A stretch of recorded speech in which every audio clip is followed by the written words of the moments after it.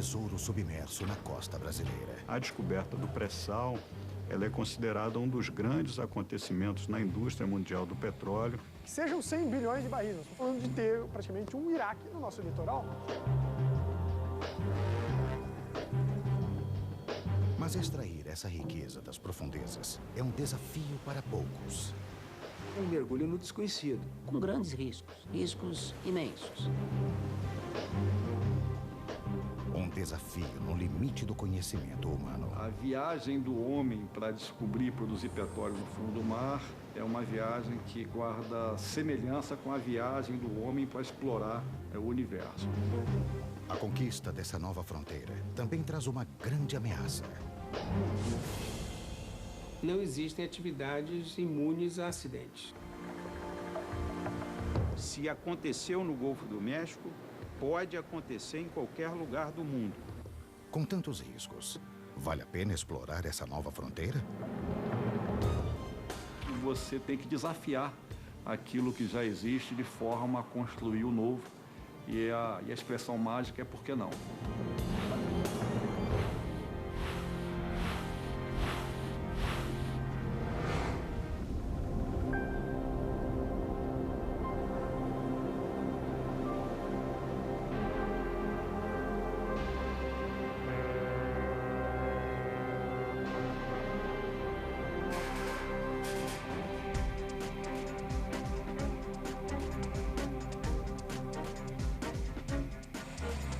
Em alto mar, a 300 quilômetros da costa brasileira, engenheiros e geólogos estão desbravando uma nova fronteira.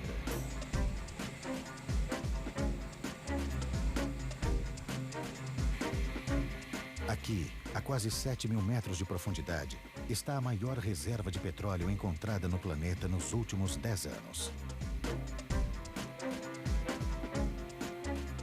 Uma enorme área com 800 quilômetros de extensão e 200 de largura, que ficou conhecida como Província do Pré-Sal. No auge da crise do petróleo na década de 1970, o Brasil descobriu as primeiras jazidas na Bacia de Campos, litoral do Rio de Janeiro, que representa mais de 80% da produção nacional. Buscando petróleo em águas cada vez mais profundas, as reservas brasileiras chegaram a 15 bilhões de barris.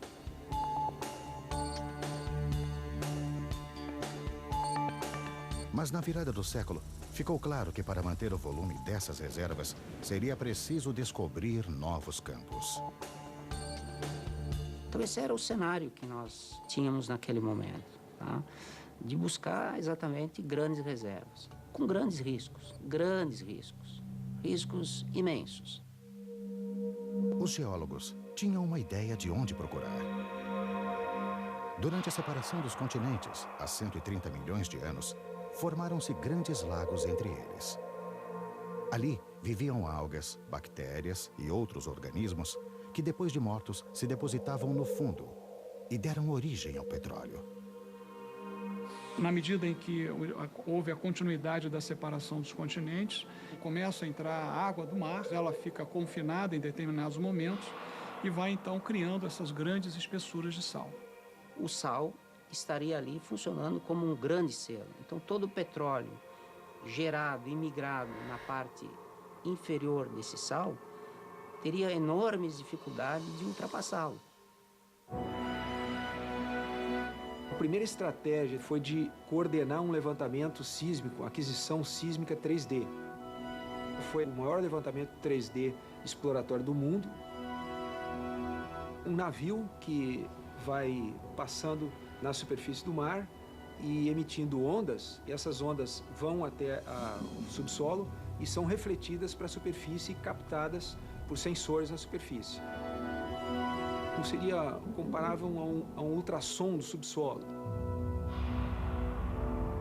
As imagens mostraram sinais de que abaixo da camada de sal poderia realmente haver reservatórios de petróleo.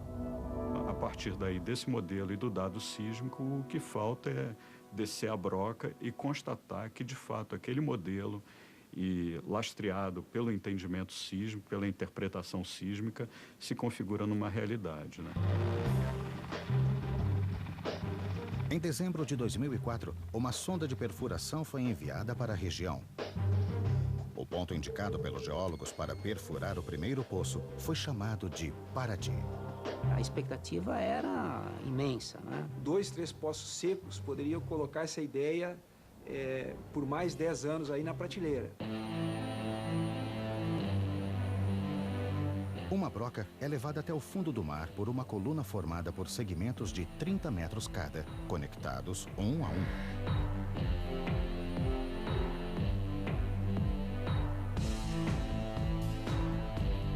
Depois de um mergulho de 2.000 metros até o solo marinho, começa a perfuração. A primeira camada de rocha a ser atravessada na região do pré-sal tem aproximadamente outros 2.000 metros. E aí vem o grande desafio, a camada de sal. Existe sempre uma rivalidade, né, entre o sal e a perfuração. Na perfuração, o sal se transforma em matéria plástica, pastosa. O grande problema da perfuração do sal é o movimento que ele tem quando submetido a condições de temperatura e pressão. Então, o grande medo era o quê? Que durante a perfuração do sal, a gente também viesse a ter os problemas de fechamento de poço. Por quê? Porque a camada fecha como se fosse uma gaveta, né, de cisalhamento e prende a coluna. Se tudo der certo, passadas as camadas de rocha e sal, a sonda deve encontrar o reservatório de petróleo. Um reservatório de pré-sal ou um outro reservatório de petróleo qualquer, ele não é um lago de petróleo que a gente vai lá e o poço é um canudinho que a gente extrai o petróleo dessa forma. Então o petróleo está contido em rochas porosas, como se fosse uma esponja, e ao espremer aquela esponja ou a descomprimir aquela esponja, o óleo flui para a superfície. Para evitar que o petróleo flua para a superfície sem controle, o poço é equipado com um sistema de válvulas de contenção, chamado BOP.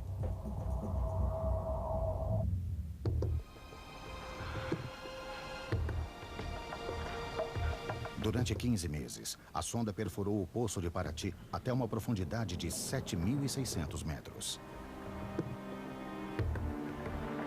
Era um mergulho no desconhecido. O mergulho custou bem mais do que previsto, 240 milhões de dólares. Na época, o poço mais caro da história mundial. Felizmente, nós só ficamos sabendo disso no final, senão talvez tivéssemos dificuldade de aprovação. E pior, contrariando todas as expectativas, no fundo do poço havia muito gás, mas quase nada de petróleo.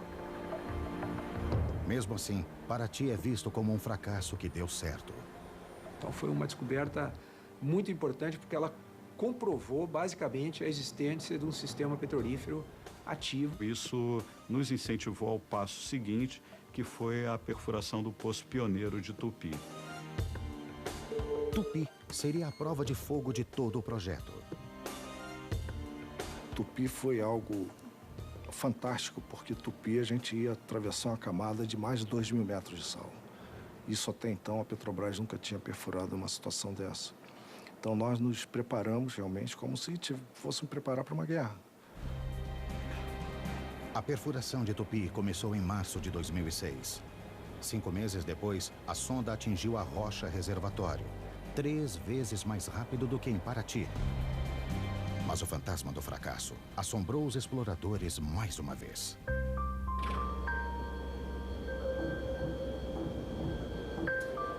O colega Gilberto me telefonou e ele falou, olha, nós já estamos na água e não tem petróleo. E ele falou, poxa, nós temos que ir avante, vamos avante que não pode, né? Esse reservatório deve estar mais embaixo, vamos insistir.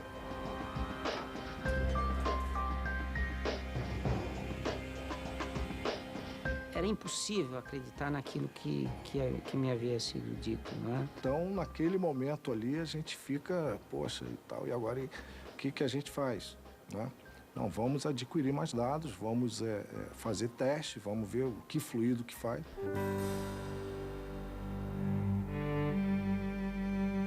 Nós estamos adquirindo dados do poço em tempo real. Ele chega aqui de forma que nós podemos interpretar na hora que chega o reservatório, nas características do reservatório em si. o Gilberto voltou a ligar para mim e disse, olha, Carminati, corremos o outro grupo de perfis e, de fato, estamos constatando ali uma coluna de petróleo interessante, com fluido livre, mobilidade, portanto tinha reservatório, etc. Enfim, o domingo iniciou aquela hora. Nós ficamos de plantão aguardando esse momento aí e, pô, é um momento incrível, cara. Os exploradores haviam finalmente encontrado petróleo. Ao mesmo tempo que você vive isso diariamente, você às vezes para e diz, meu Deus, será que eu estou sonhando? Mas para tornar o petróleo do pré-sal uma realidade, os exploradores ainda precisam percorrer um longo caminho.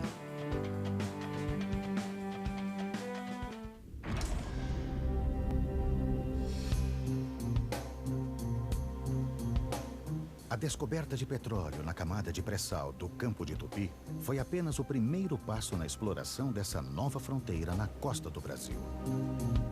A próxima etapa, confirmar o potencial do reservatório. A sonda de perfuração é substituída por uma unidade flutuante de produção e armazenamento de petróleo, conhecida como FPSO. Essa unidade especificamente foi projetada para fazer esse tipo de trabalho. Chegar primeiro na área, começar a produzir o poço, conhecer tudo sobre ele. Daqui eu estou vendo tudo, é como se eu estivesse lá. Essa sala, podemos dizer que é o coração da produção de petróleo desse navio aqui. A tripulação monitora dados como temperatura, pressão e vazão do poço através dos sensores de um conjunto de válvulas chamado Árvore de Natal, instalado no fundo do mar.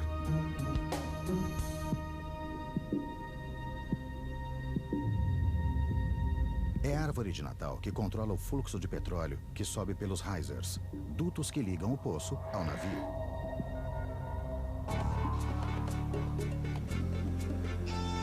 Esta ainda é uma etapa de teste. Durante 18 meses, este FPSO irá monitorar a produção do poço de Tupi. O objetivo é determinar a quantidade e a qualidade do óleo a ser explorado. É o chamado teste de longa duração, ou TLD. Eu preciso saber se as descobertas que estão sendo feitas, elas têm um porte ou um tamanho que justifique um desenvolvimento em uma área tão complexa geograficamente. Os dados que nós temos obtido até o momento mostram uma vazão estável, então é um poço capaz de produzir uma vazão alta e que tem um potencial superior a 20 mil barris. Isso nos dá segurança para ir em frente. Com esses dados de produção diária, a realidade superou o melhor dos sonhos dos exploradores. O Campo de Tupi é gigante, com volume estimado de 5 a 8 bilhões de barris. São raríssimos os campos gigantes descobertos no mundo.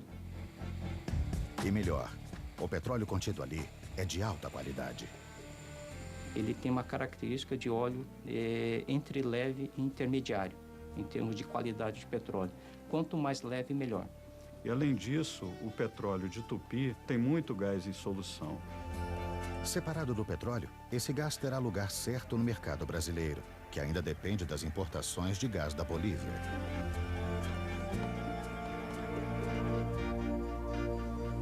Mas para trazer esses tesouros para a superfície em segurança, é preciso enfrentar situações extremas em alto mar.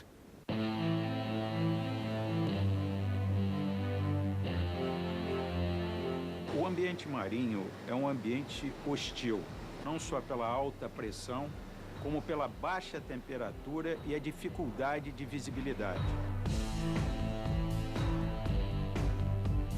A unidade de produção ela vai ficar ali por 20, 30 anos. Então, ela também tem que ser dimensionada para suportar esses esforços aí das marés, dos ventos, correntezas e tudo que estiver relacionado.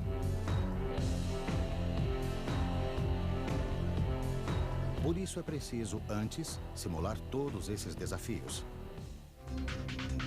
O campo de provas são os laboratórios da maior rede de pesquisas e simulação da América Latina. Alguns deles estão na Universidade Federal do Rio de Janeiro. Esse laboratório é o Laboratório de Tecnologia Submarina da COP. Ele simula equipamentos, dutos submarinos e comportamento de estruturas em grandes profundidades.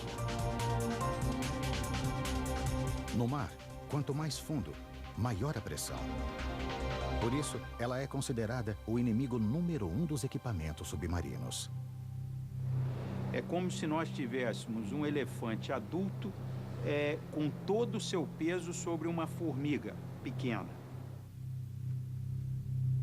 Na exploração em águas tão profundas, os equipamentos são as formigas.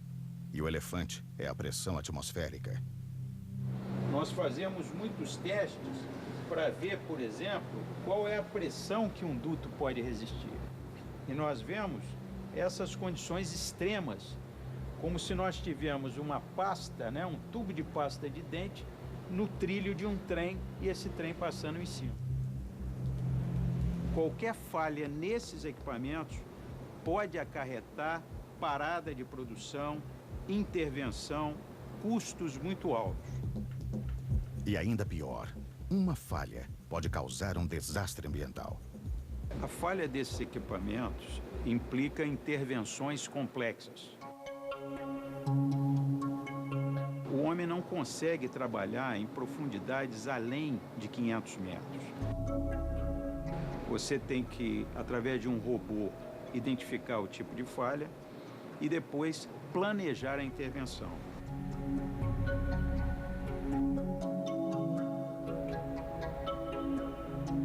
Isso aqui é o ROV, é um veículo operado remotamente que ajuda bastante nas operações no fundo do mar. Então, tudo que vai ser feito lá embaixo precisa ter o acompanhamento pelo ROV.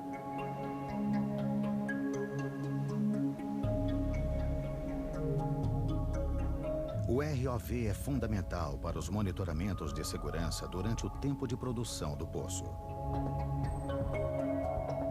E é este robô que precisa detectar um outro inimigo ainda mais difícil de identificar: a corrosão.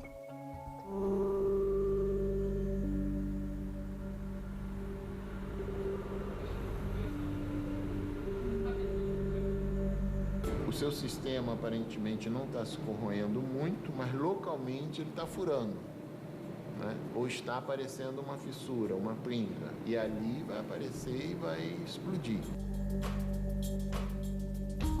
E o petróleo do pré-sal tem uma característica que potencializa a corrosão: uma grande quantidade de gás carbônico, o CO2.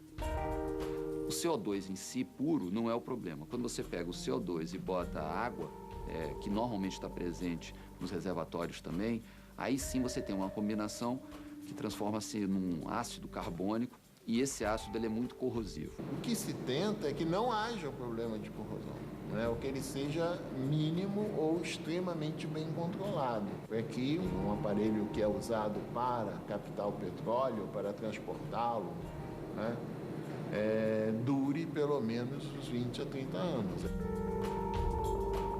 A gente não arrisca, a gente usa a ciência e a tecnologia. E o uso de materiais especiais, que a gente passa a novas ligas de aço.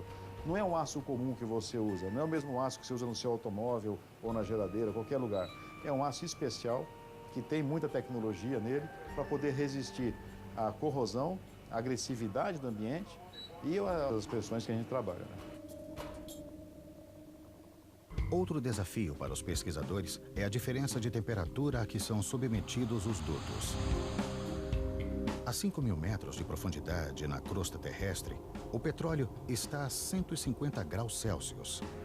À medida que você sai do poço com uma determinada temperatura alta, você, quando entra na fase de águas mais frias, no entorno desse duto, a tendência é esse fluido interno ir resfriando e pode formar parafina ou hidratos, bloqueando a linha.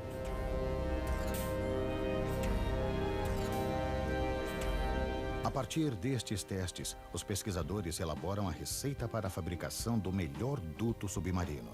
E ele tem nome de comida.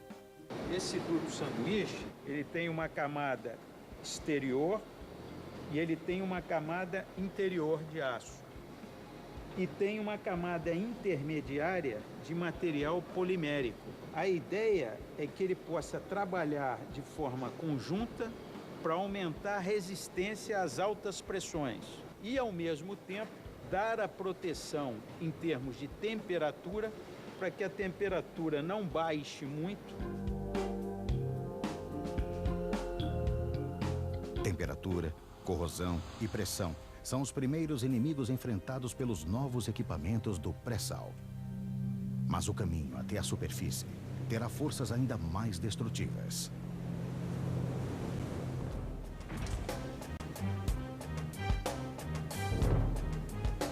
Em alto mar, navios e plataformas conectados a poços de petróleo são castigados incessantemente por ondas, ventos e correnteza. Na exploração do pré-sal não é diferente. A 300 quilômetros da costa brasileira, o ambiente é ainda mais extremo. E o navio que testa o poço pioneiro de Tupi já está sendo submetido a essas forças da natureza. Nós estamos aqui no FPSO, a cidade de São Vicente. É um navio que pode tanto produzir quanto armazenar petróleo. A gente pode armazenar até cerca de 450 mil barris de petróleo e a cada 20 ou 15 dias vem um outro navio para recolher esse petróleo. Ele vem pela popa desse FPSO e temos um mangote especial, que esse mangote é conectado a outro navio e a gente transfere esses 450 mil barris em menos de 24 horas.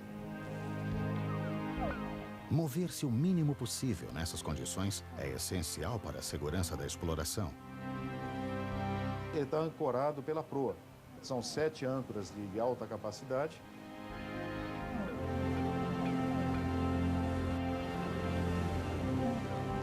Essa tecnologia de ancoragem em águas profundas e ultraprofundas foi desenvolvida e patenteada por engenheiros brasileiros. O sistema usa barcos de apoio para lançar âncoras no formato de torpedo ao fundo do mar. Cada uma pesa mais de 130 toneladas. Com o próprio peso, essas âncoras torpedo penetram até 400 metros no solo marinho e garantem uma capacidade de fixação de quase 1,5 milhão de toneladas cada. Locais como o pré-sal são de águas muito profundas, ultra profundas, que chegam até quase 3 mil metros. Então não tem como colocar uma estrutura fixa no fundo do mar. Então nós temos essas plataformas flutuantes, ancoradas, com várias linhas de ancoragem e dutos chamados risers, indo para a plataforma carregando óleo e gás. Mas como testar navios e plataformas enormes antes mesmo de colocá-los no mar? Nós não podemos construir uma plataforma em escala real e colocar para testar. Não é como carro, que tem um protótipo menor que possa testar em loco. Então, nós fazemos um modelo em escala reduzida e testamos no tanque. No tanque de provas numérico da Universidade de São Paulo, os pesquisadores reproduzem os cenários mais extremos e até ondas improváveis.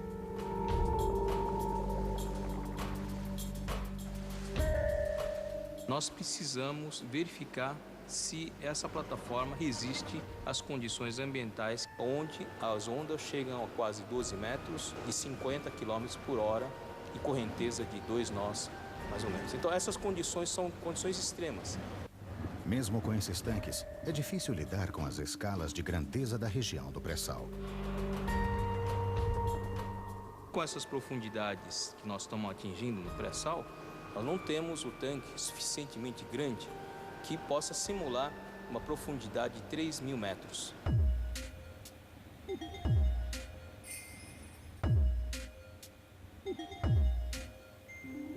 No tanque de provas, os pesquisadores geram dados sobre ondas, correntes marinhas e, em alguns casos, até ventos. As esferas flutuantes funcionam como pontos de referência para os sensores instalados em volta do tanque. Esses dados alimentam supercomputadores que criam simulações em que pesquisadores experimentam as condições mais adversas do pré-sal.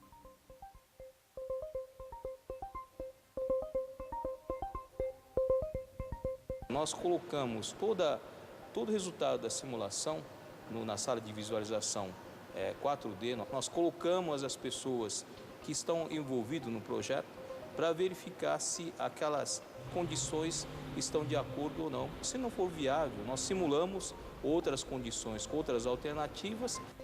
No futuro, a própria tripulação dos navios poderá ser treinada nesses simuladores. As informações geradas no tanque de provas numérico e em outros laboratórios espalhados pelo Brasil são enviadas para uma rede de computadores superpotentes que simulam os piores cenários do ambiente marinho. O computador nos auxilia a interpretar essa complexidade do mundo real que nos cerca. Você pode considerar os efeitos de uma temperatura, de um aquecimento, o efeito de um ataque químico sobre o material que compõe essa estrutura. Então, você vai tornando o seu problema cada vez mais complicado. Isso demanda um computador cada vez mais poderoso. Todas as simulações em laboratório e testes em alto mar estão confirmando que é possível desenterrar o tesouro da camada do pré-sal. Mas, uma vez na superfície, todo o petróleo e gás que devem ser extraídos criam um novo desafio. Um pesadelo logístico.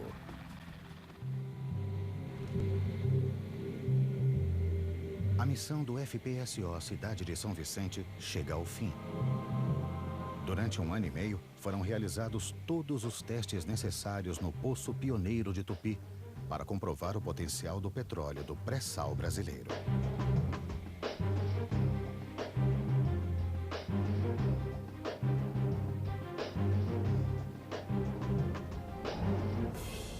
No lugar do Cidade de São Vicente, entra em operação um FPSO maior, o Cidade de Angra dos Reis, com capacidade para produzir 100 mil barris de petróleo e 35 milhões de metros cúbicos de gás por dia.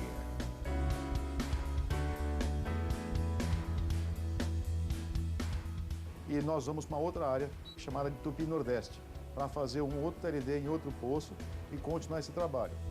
Desde a descoberta de petróleo em Tupi em 2006, novos poços foram perfurados com sucesso.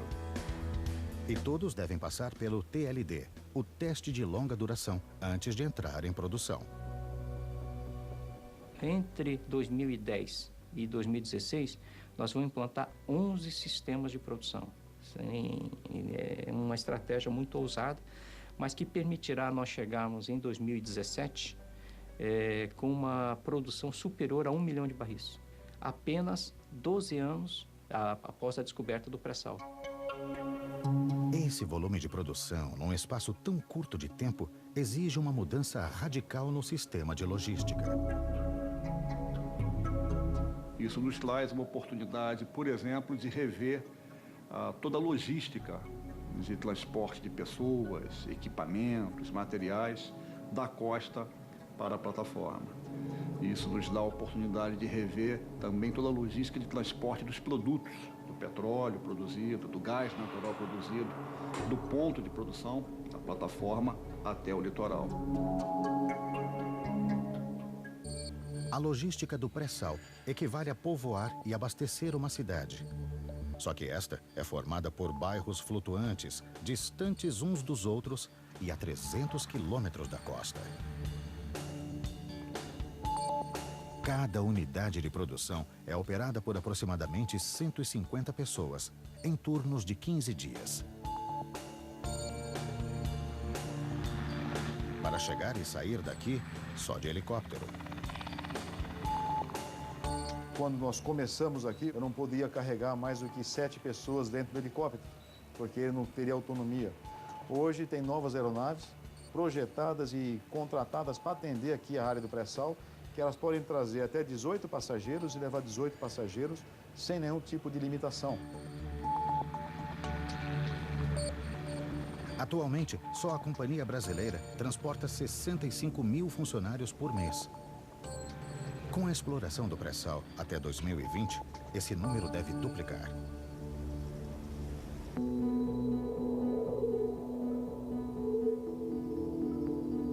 Dirigíveis já são utilizados em algumas situações militares para transporte de grande número de pessoas, em situações complexas. Esses dirigíveis pousariam em terminais flutuantes, posicionados a meio caminho entre o continente e as unidades de produção, para armazenar combustíveis e outros materiais. Os passageiros seriam então transportados em helicópteros menores até as plataformas.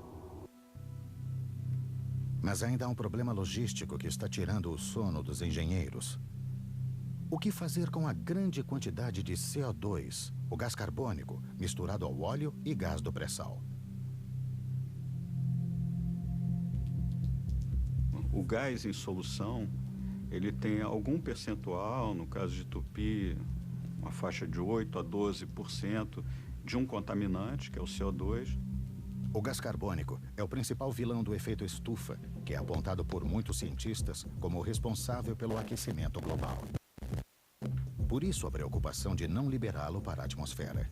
Existe uma proposta de reinjeção desse CO2 para poder aproveitar esse CO2 para gerar energia no reservatório como um poço injetor. Poços de reinjeção já são utilizados na indústria do petróleo para aumentar a produtividade. A nossa tradição é injetar água do mar para manter a pressão dos reservatórios e garantir níveis altos de produção. Isso é fundamental, ainda mais no ambiente de águas profundas.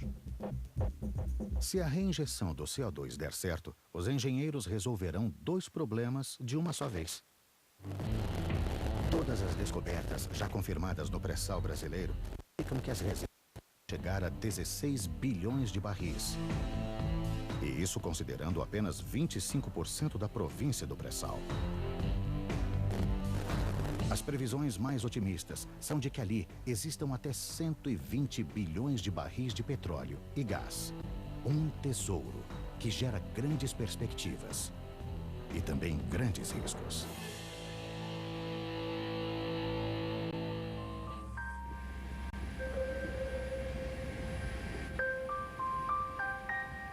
No dia 20 de abril de 2010, a sonda Deepwater Horizon, da companhia British Petroleum, que perfurava um poço no Golfo do México, explodiu, matando 11 pessoas e ferindo 17.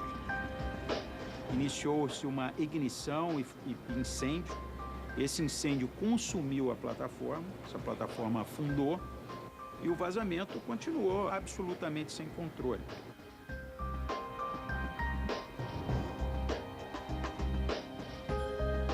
Começava ali o maior desastre ambiental da indústria do petróleo.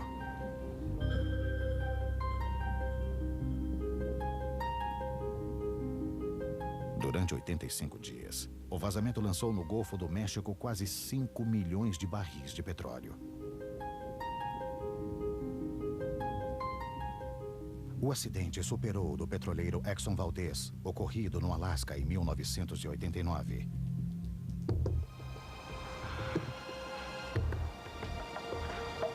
Que naquela época você estava em uma região relativamente inóspita, você não tinha internet, não tinha imagem instantânea, quer dizer, e mesmo assim o impacto foi daquela dimensão. Até hoje, 20 anos depois, se fala daquele acidente. Esse foi muito maior, perto de zonas de manguezais na costa americana, com uma presença muito maior das pessoas, com uma visibilidade maior. Cerca de 100 milhões de pessoas foram atingidas pela tragédia em 12 estados americanos e na costa mexicana. Centenas de espécies marinhas foram prejudicadas. O desastre no Golfo do México serve de alerta para os riscos da exploração do pré-sal na costa brasileira. O que eu vejo de grave nessa história do pré-sal, em termos de um possível acidente, é, em primeiro lugar, comparado com o Golfo do México, a profundidade. O poço perfurado pela Deepwater Horizon tinha quase 5.500 metros de profundidade. O pré-sal brasileiro, os poços têm mais de 7.000 metros. Fim, e que é uma coisa extremamente importante, é a distância da costa. Ou seja, capacidade de mobilização de pessoas, de equipamentos, de contenção, ela é muito mais limitada do que existia na costa, no caso do Golfo do México. No Golfo do México, a Deepwater Horizon estava a 66 quilômetros dos portos mais próximos. Na costa brasileira, os portos de onde sairia o socorro estão a pelo menos 300 quilômetros das áreas de exploração, quase 5 vezes mais distantes. Em outubro de 2010, investigadores americanos identificaram falhas humanas na gestão da empresa inglesa, principalmente quanto ao aspecto de segurança. São vários procedimentos e falhas humanas que se misturam num grande acidente. É uma plataforma que já vinha sendo objeto de diversas reclamações quanto à tecnologia, quanto à segurança, quanto à própria segurança do trabalho. E o equipamento decisivo nessa prevenção é o equipamento chamado Blowout Preventer, BOP. Ele é responsável por fechar o poço. Esse equipamento falhou. Por mais sofisticados que sejam os sistemas de segurança e por maiores que sejam os cuidados, não existem atividades imunes a acidentes. Mas as causas da tragédia são ainda complexas. No governo Bush, houve um relaxamento absoluto com a aplicação e aplicação de normas. O capital privado ele precisa ter regras e essas regras têm que ser obedecidas, elas têm que ser fiscalizadas e, se não forem obedecidas, têm que ser severamente punidas. Isso não estava acontecendo. No Brasil, a responsável por fiscalizar o setor é a ANP, Agência Nacional do Petróleo. A ANP, que é o órgão regulador, tem uma estrutura de fiscalização muito mais efetiva, estrita e que pode levar a uma probabilidade menor de que haja um acidente, mas que, de qualquer maneira, não são infalíveis.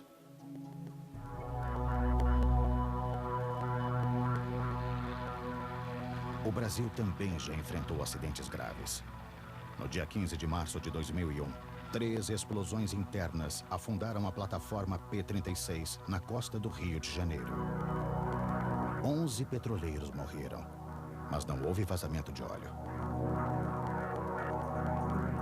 No caso da P-36, foi um acidente onde se ia iniciar uma produção. Já estavam instalados os equipamentos de fundo. E quando a plataforma ficou em risco, esses equipamentos de fundo foram fechados.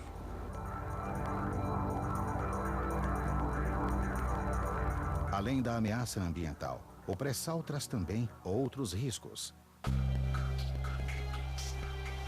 Porque o nosso sucesso pode incomodar as outras grandes potências. Nós estamos falando de ter praticamente um Iraque no nosso litoral. Para ter mais controle sobre o pré-sal, o governo brasileiro quer aumentar a largura de suas águas territoriais. Esse pré-sal brasileiro ele está no limite da zona de exploração econômica da plataforma brasileira. São 200 milhas e esse pré-sal está mais ou menos a 300 quilômetros, quer dizer, nós estamos muito próximos do limite. Porque o Brasil solicitou, por exemplo, a expansão da sua zona econômica exclusiva dentro da área da plataforma continental, pelas regras da ONU, podem ser até 350 milhas. Né? Nós solicitamos isso à ONU, o Comitê de Limites Marítimos da ONU, e, se tudo correr bem, esse território será nosso. Mas quanto maior a largura das águas territoriais brasileiras, maiores são as ameaças. No mínimo, o Brasil vai ter que ter estratégia de defesa naval.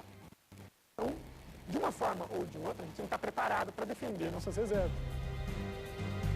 Com tantos riscos ambientais e políticos, vale a pena gastar bilhões de dólares na exploração de uma fonte de energia não renovável e altamente poluente?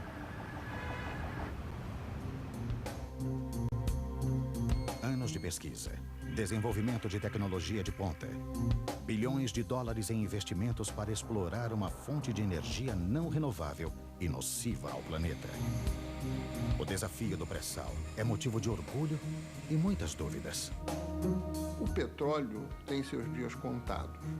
Nós não vamos dizer dias, vamos falar em anos, décadas, mas não muitas décadas. Como habitante desse planeta, como quem tem filhos e terei netos, o ideal é que a era do petróleo termine o mais rápido possível. Mas o mundo está pronto para abandonar o petróleo e deixar o planeta mais limpo?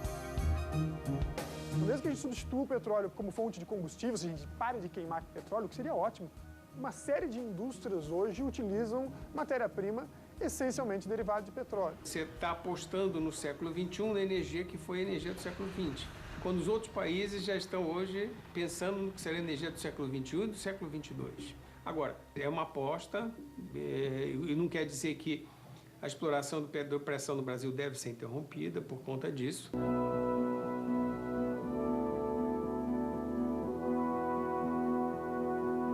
De 2010 a 2020, está previsto a duplicação da produção diária da Petrobras, de 2 milhões para mais de 4 milhões de barris por dia. O que o Brasil precisa pensar bem é não pretender se tornar um grande exportador do petróleo, como uma nova Arábia Saudita, que ele não é, e sim saber fazer a transição, usando o petróleo para gerar recursos para que se desenvolvam as outras tecnologias que vão substituí-lo.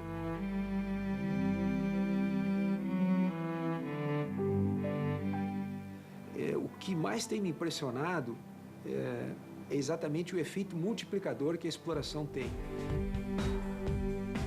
O investimento no pré-sal já sustenta uma corrida tecnológica em várias direções. Com certeza, é um pouco como a corrida espacial, tem um impacto muito grande para outras aplicações, na vida, no cotidiano das pessoas, então não tem a menor dúvida de que isso aí tem um impacto muito grande para outras, na área de materiais, na questão marítima, na questão de exploração de outras formas de energia, em função também do desenvolvimento de equipamentos para pré-sal.